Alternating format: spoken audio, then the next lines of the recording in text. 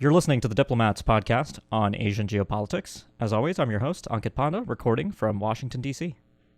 And I am your co-host, Katie Putz, recording from Washington, D.C. as well. Hey, Katie, good to be back with you as always. How you doing? I'm doing great. How are you? I'm good. We have a promise to keep to our listeners. As we said at the end of the last episode, we would be turning our attentions to the very interesting and I would say remarkably significant 20th Party Congress that has just concluded in Beijing to take a look at changes at the highest levels of the Chinese Communist Party's leadership structure, plans for the next 5-year period, and more broadly speaking, Xi Jinping's remarkable consolidation of a unprecedented third term, unprecedented, of course, in the post-Mao era. And who better to join us to talk about these things than Shannon Tiezi, the Diplomat's editor-in-chief. Shannon, welcome back to the show. Always a pleasure to join you guys. Of course. And for listeners who maybe have started listening to the podcast since the last time we had Shannon on, Shannon is a specialist on China, and I have learned more from Shannon than many people on the internal goings-on in China, all aspects of Chinese foreign policy and internal politics. So, Shannon, it's really great to have you on to talk about the 20th Party Congress. Katie, why don't I pass it over to you to get us started today? Yeah, sure. So, I think the obvious place to start is, what are some of the major takeaways after the Party Congress has concluded? I know you've done a lot of thinking about what we should watch for before the Congress, and then I edited an article by you today on what we should take away from it. So give us the audio rundown of that. Sure. So if anyone followed my pre-Congress writings, there's really two pieces that I think a lot of China analysts were looking at. One is the work report, which is a very lengthy document and then a slightly abridged, but still very lengthy speech given by Xi Jinping on behalf of the outgoing Central Committee. And that's the Communist Party sees as its achievements over the past 5 years and sets the tone for the next 5 years.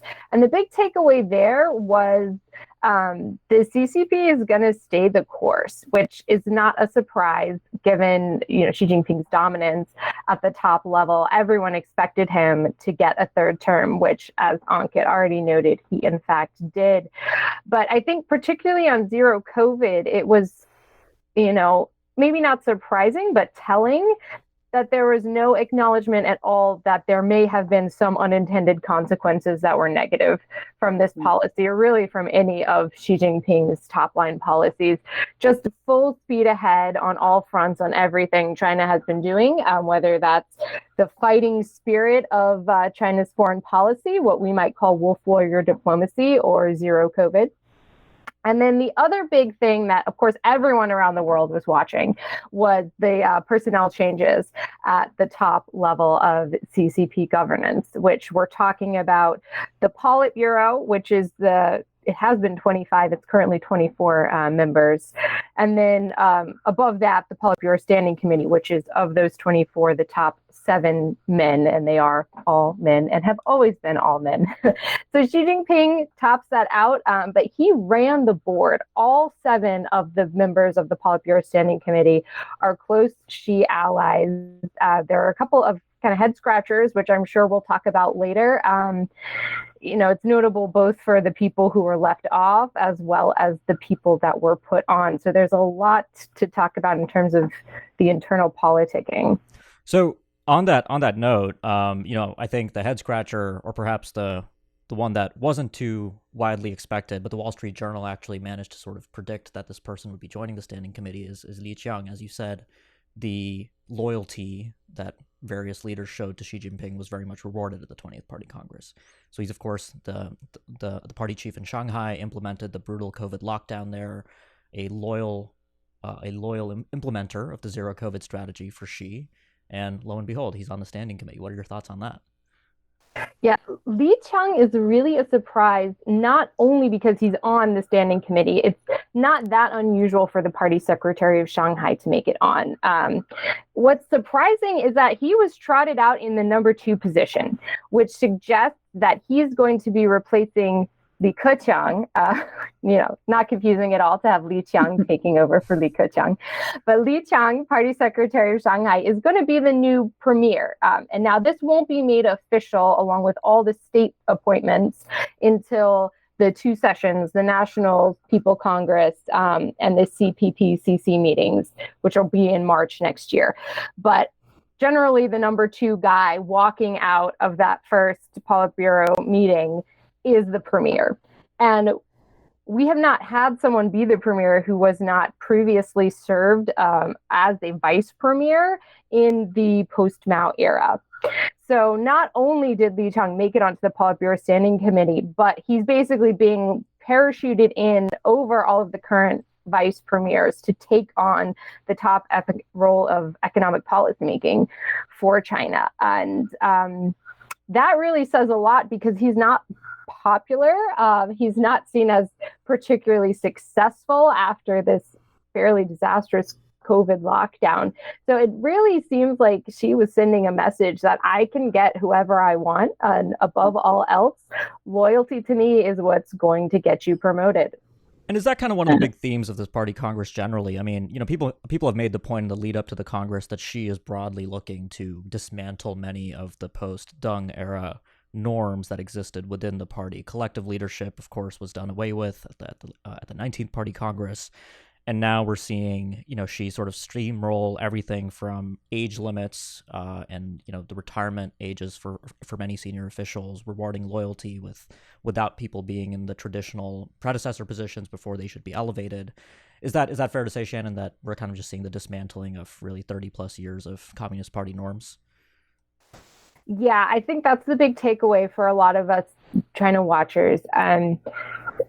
It's a lot of these norms were put in place to prevent the sort of cutthroat infighting that was marking the end of the Mao Zedong period, which of course culminated in the intense violence of the Cultural Revolution. So what Deng Xiaoping was trying to prevent was a scenario where you have this elderly leader who no one can get rid of, but beneath him there's just an absolute bloodbath of political infighting and factionalization.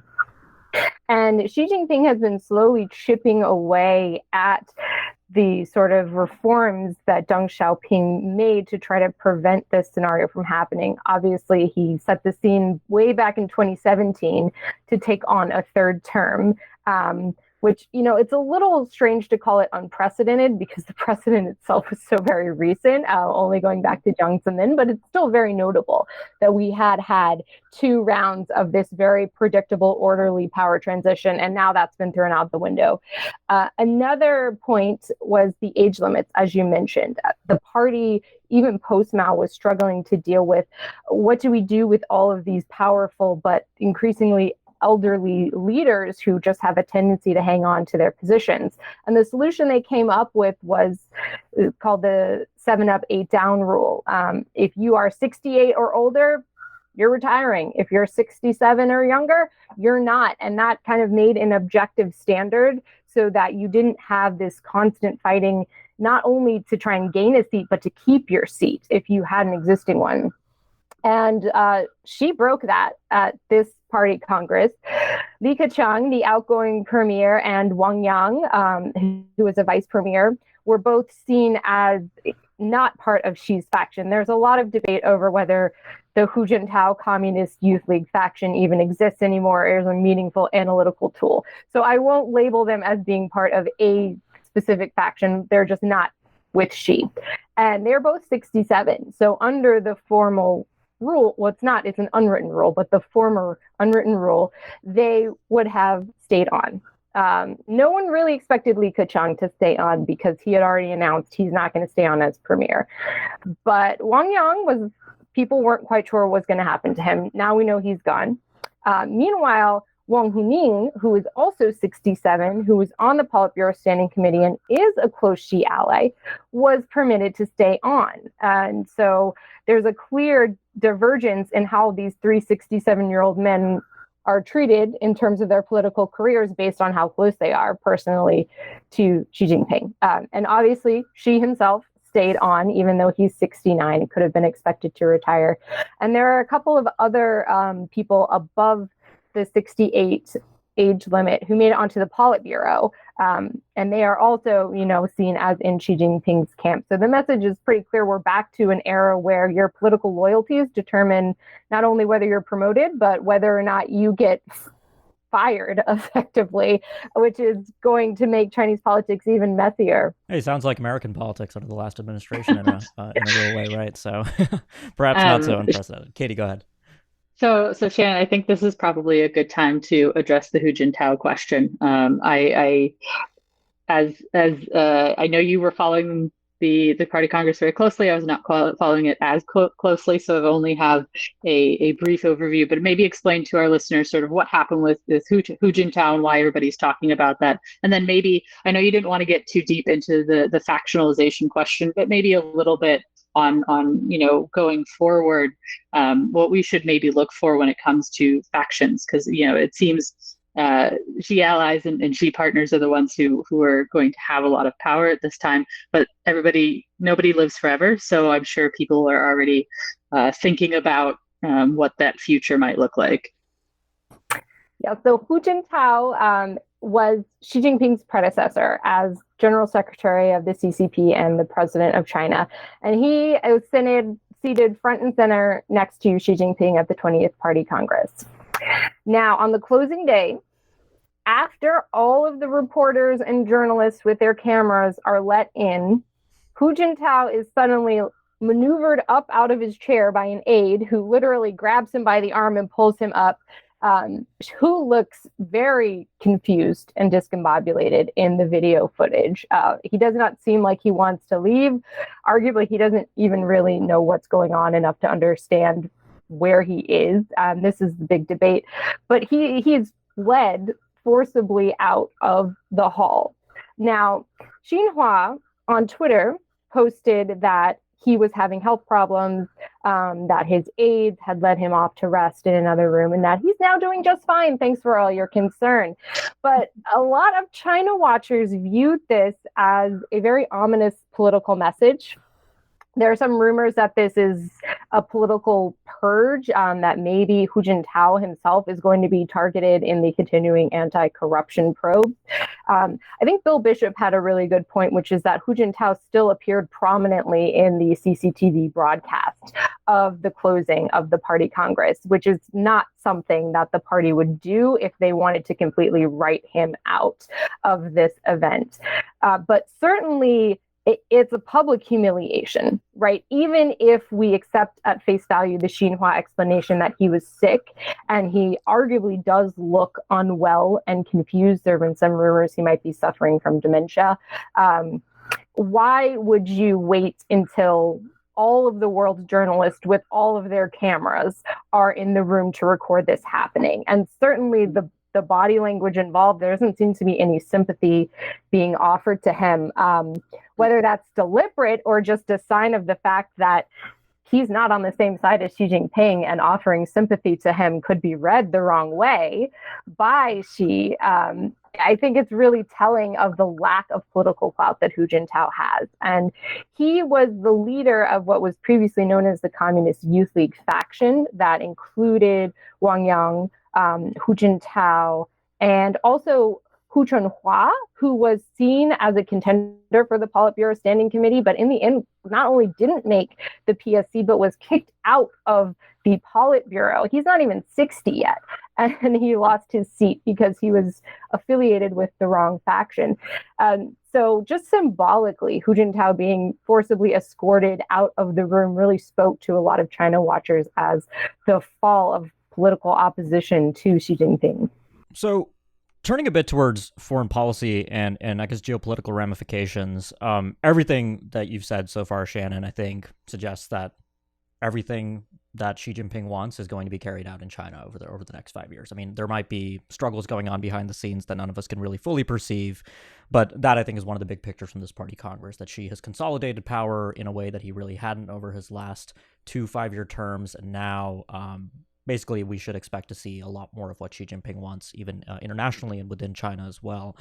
And, as I think we've seen with other authoritarian leaders who perhaps aren't surrounded by people that will second guess their decisions, this is likely to lead perhaps in a direction where China might behave even more assertively in its region. I know that the Party Congress, of course, is primarily an internally oriented event, but if you had to offer our listeners your educated predictions on what this might mean for how China maneuvers towards Taiwan, towards American partners in Asia, in the context of border disputes with countries like India, what would be your broader assessment here for what we should be expecting? Yeah, one takeaway that I had in terms of the foreign policy field was that China sees a far more hostile global environment facing it this time. Since the early 2000s, there has been this consensus within the CCP that China is in a period of strategic opportunity for development, which essentially they are saying the conditions are good for China's continued development. This year, that phrase did not appear. Instead, Xi Jinping mentioned that China is in a period where strategic opportunities and risks and challenges all coexist. And there was a lot of talk about foreign hostile forces, foreign interference, about China needing to keep its fighting spirit going strong on foreign affairs, and particularly with regards to Taiwan. So I think the Chinese Communist Party sees itself as besieged on a lot of fronts in the global order right now, which should not really come as a surprise to anyone who's been following particularly the China-US competition over the last few years. But it's still noteworthy that this is making it into the top line party doctrine document. I actually, for a quick preview, I'm going to address this more in my magazine piece coming out at the end of October. But on Taiwan, there was some toughening of language, nothing approximating a timeline, which people have been speculating, that Xi Jinping has an internal timeline for when he wants to occupy Taiwan, either peacefully or by force. There's nothing indicating that, but there's a sense of inevitability and of positive commitment that wasn't there before. So in the past work report, you had things like the Chinese Communist Party will not allow Taiwan independence, which is essentially we're not going to let something happen. And this time, there's a statement that national reunification can be and will be achieved, which is a positive promise that we are going to do something rather than prevent something else from happening.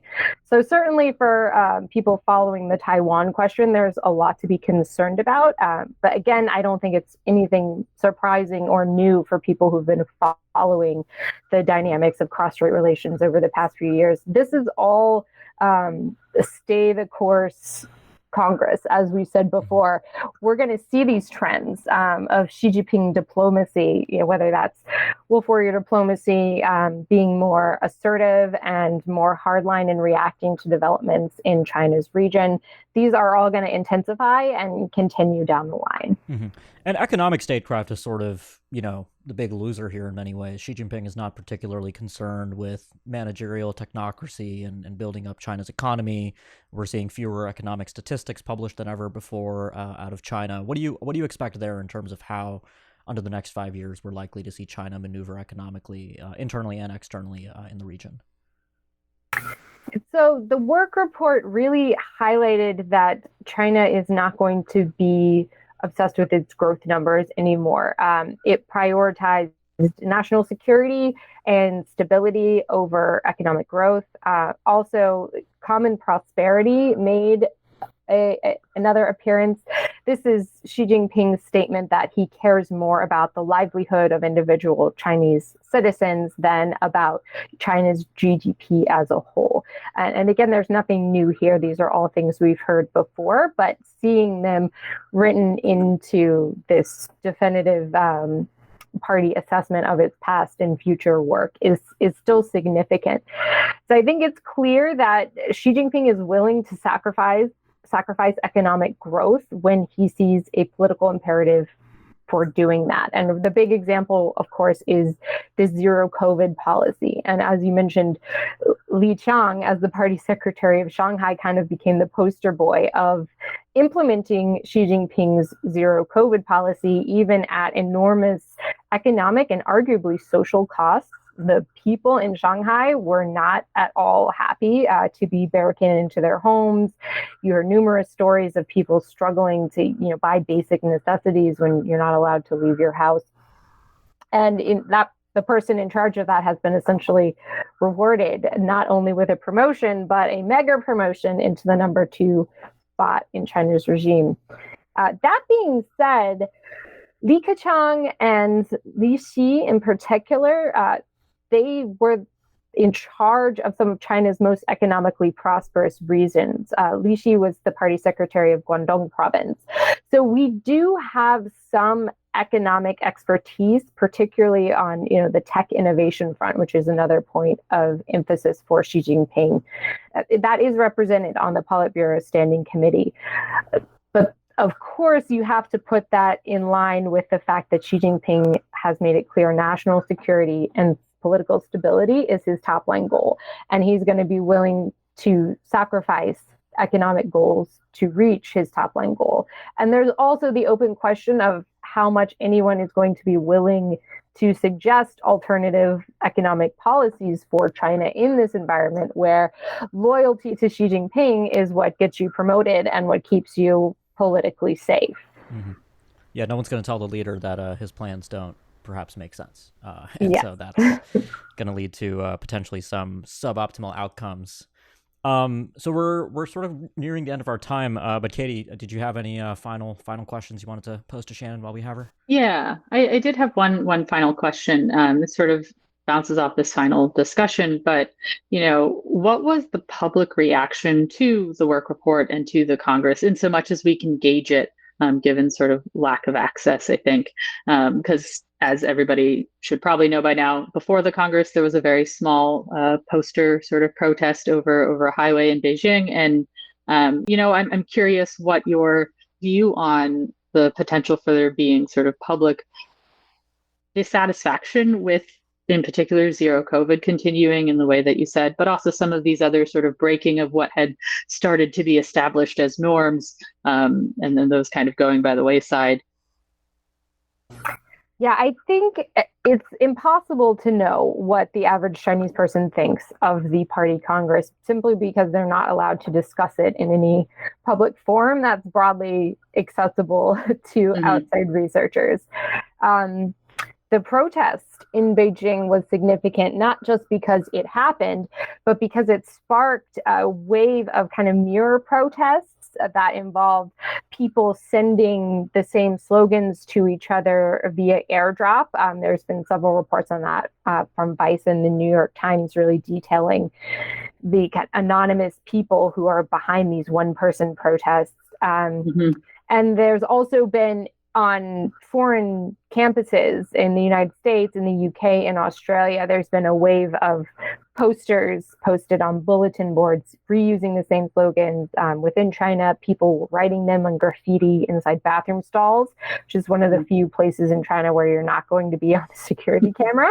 So it's clear that there is dissent. What we can't know is how widespread it is. And I think certainly among the intellectual middle classes in China's urban cities, Beijing, Shanghai, there is some discontent with zero COVID for sure. A lot of people were really hoping that the 20th Party Congress would be the beginning of the end of zero COVID. If that is clearly not the case. So there's going to be some lingering discontent to have to deal with there. If it doesn't end now, then when does it end? People don't want to have to be getting COVID tested every 2 days for the rest of their life. So I think the Chinese Communist Party is going to need to figure out how to deal with that at some point in the future. But there's also some discontent and concern about Xi Jinping essentially anointing himself leader for life. There was a big wave of concern in 2018 when the Chinese constitution was amended to allow the president to serve for more than 2 terms. That was a pretty clear sign that Xi Jinping wanted to stay on. And now there's another wave. I've seen people saying they feel sick, they feel afraid about another cultural revolution, which was one of the slogans used by the protester. We don't want cultural revolution, we want reform and opening. But again, it's impossible to know how widespread these sentiments are because there's a lot of selection bias in the people who are talking to foreign media or foreign academics. They tend to be upper class, they tend to be better educated. And so, is the average Chinese person who's just trying to make a living in a village, do they care about this at all? Or are they just happy that Xi Jinping has made China stronger and more respected on the world stage? Because that's also a very popular sentiment expressed by Chinese people. We really can't know. And we won't know unless there's some currently unimaginable groundswell of dissent popping up. But I think at this point, you can find evidence for whatever conclusion you want. If you want to conclude that the Chinese public is fully behind Xi Jinping, there's evidence that points to that. If you want to say there's this secret reservoir of discontent just waiting to oust the guy, then you can find evidence for that too. Yeah, that's fair. Wow. And I see a lot of, I guess a lot of the criminology that sort of happens, is also very interested in the factional politics of whether, Xi is doing all of this loyalty consolidation precisely because he fears various shadows lurking in the background in the halls of Zhongnanhai, which of course none of us can really assess with any clarity anyways. I guess what I'm really curious about though is, you have sort of 30 years of tremendous growth for the average Chinese person that they've lived under. And now if that reverses itself, the discontent from zero COVID, the lack of interest in sort of prioritizing growth as the first primary policy goal of the party, the increasing ideological nature of political life in China. I mean, will all of this lead to a place where the expectations of sort of primarily also younger folks in China that have grown up in a world where, that has been the baseline expectation. I mean, what effects that will have politically. And I don't think any of us know, Shannon. I think you put that quite well, but I'm just curious to see, how these forces will actually manifest over the next several years. Well, that's one big question is what this is going to do to China's youth, because youth unemployment is a huge issue right now with the economy slowing, and the younger people tend to have less to lose, frankly. Students historically have led protest movements in China and around the world. So that's definitely something to keep an eye on. Mm-hmm. All right. Well, Shannon, thank you so much for joining us and sharing your tremendous insights about the 20th Party Congress. I certainly learned a lot, and it's always great to have you on the show to talk about China. Yeah, thanks for having me on Kate and Katie. Absolutely. And Katie, thanks too for joining me as always. It's always a good time. Cool. And for our listeners, make sure you subscribe so you can keep up with future episodes. And if you haven't yet subscribed, make sure you do that so you can basically be aware when we do release new content. And as always, do reach out with suggestions for Katie and me for things you'd like to see covered on the show. And Katie, I was thinking we are nearing the end of the month, so did you want to offer our listeners a preview of the upcoming magazine? Absolutely. So I think I'm very excited for the November issue. In the cover, we have a very cool cover story that Shannon and I put together with 4 academic activists, journalists, a variety of women, looking at women's rights in Asia from a variety of perspectives. I think in the issue we highlight Papua New Guinea, China, India, and Kazakhstan. And so it gives a very good overview of, are women's lots improving in Asia, and in what ways, and which women? And I think it starts a really good, important conversation. Honestly, one that ties into something that Shannon wrote earlier today regarding the Party Congress and sort of the lack of women in Chinese politics. But it's a great start to the issue.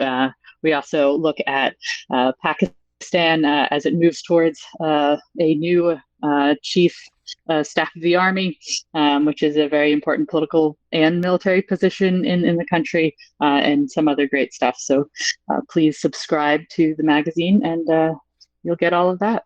Excellent. Well, thanks everyone. We'll be back soon with more on the Asia Geopolitics podcast. Thanks for listening.